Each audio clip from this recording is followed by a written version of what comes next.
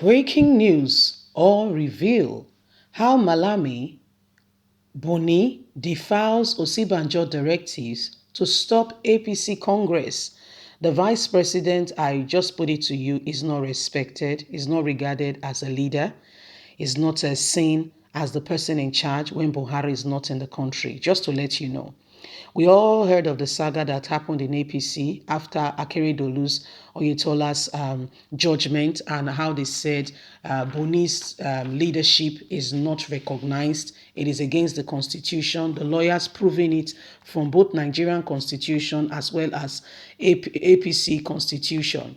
Buhari sent a message urgently that Osinbajo should go ahead and take charge and tell the party what to do since he's not around.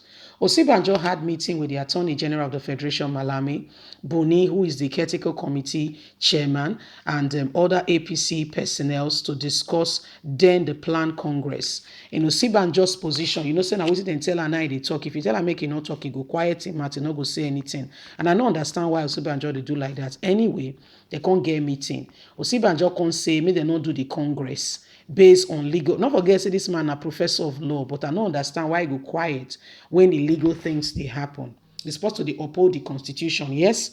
Osinbajo cause me they not hold the Congress, my dear. They tell and say, come on, quiet your mouth is smell. They hold the Congress, so let's get all the details. Please don't forget to give us a thumbs up. Subscribe if this is your first time. Thank you. How Malami Buni defiled Osinbajo directives to stop APC congresses. Worried by the narrow escape of his party, the All Progressive Congress APC, in installing on those states and the border implications of the pronouncement of the Supreme Court, particularly as it relates to the position of the national chairman of APC, Malam Buni, President Muhammadu Buhari from faraway London has directed Vice President Yemi Osinbajo to take charge of the legal concerns and come up with a decision for the overall interest of the party. Osinbajo too wasted no time in summoning a meeting of all the lawyers in the cabinet to deliberate on what to do as the Congress were yet just a day away, Saturday to be precise. At the meeting, competent source said the consensus of opinion was that the party should pause the Congress slated for Saturday before waiting other opinion. But only Malami objected, arguing that the exercise could go ahead regardless. Only Malami, you see, I'm part of the cabal. You see, I'm a big guy for the cabal. Those in attendance at the meeting, which held at the Vice President office, were Attorney General of the Federation, Abubakar Malami, Minister of Works and Housing, Babatunde Fashola, Minister of Information and Culture, Alhaji Mohammed, Minister of State and Labour, Festus Keyamo, Professor Mahmood, a former Director General of Nigerian Law School and legal advisor, member of the Critical Extraordinary Convention Planning Committee of APC. After what allegedly turned out a heated debate, everyone at the meeting, this day gathered, agreed that the first step to addressing the elephant in the room was to suspend the congresses, which unfortunately held last weekend. A majority of those in attendance this day was told shared some of their argument that followed the Supreme Court judgment on Ondo and had contended that it was only legally to minimize the damage of APC that might suffer in a final analysis by first suspending the congresses and then faction out other possible opinion. But Malami, who have none of it, he's disagreed with the agreement of others and insists that the congresses could go on. The resolution reached was to suspend the congresses, as source privy to the meeting stated. While debate was still on, Osinbajo was said to have made efforts to reach the president by phone to intimate him of the development, but failed.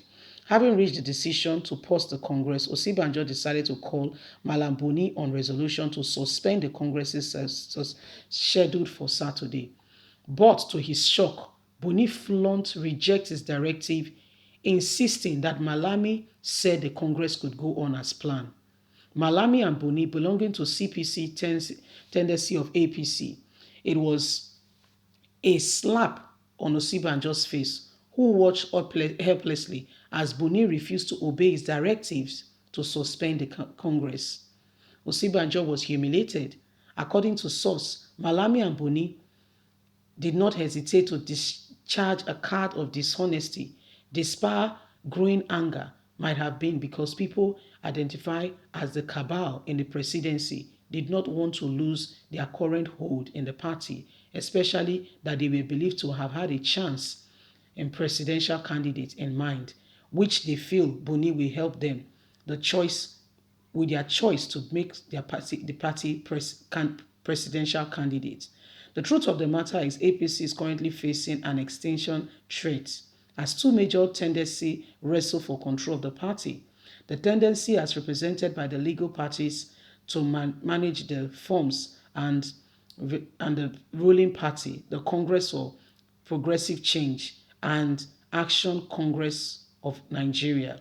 Indeed, there was said to be an understanding in interception that while the CPC, led by President Muhammadu Buhari, will control the government, how the party is run would be prorogated to the ACN, a party led by Shiwaju Ahmed Bola Tinubu. Unfortunately, the fear of what might likely be in 2023 has begun, dawn of the new day. CPC tendency not only to rely this understanding has continued in their march to ensure that they dominate ACN in the party. APC cracks are on the wall. Therefore, while the PDP wing of the minority led by the Minister of Transportation, Rotimi Amechi, has since, that's why the PDP wings has seized from control of the party any sense of belonging and just being controlled like errand boys and girls. CPC tendency is literally taking over the party. Now it's desperately working to consolidate the go-ahead of 2023 general election to pick a consensus candidate. Osinbajo is ridiculed by this set of people who have stood to say they are in charge, and Osinbajo's words have no meaning. My people, the vice president, I put it to you, does not have a say in this government, in this administration. Sorry to say that, but it is what it is. The vice president do not have a say. The current happenings is a clear indication that he has no weight. And you can see that he cannot even speak on national issues. What exactly is happening? Leave us a comment. We really love to hear from you. Please don't forget to like us, share, subscribe. Click on the notification button so you can get all our latest news. God bless you. Have a lovely day. Bye for now.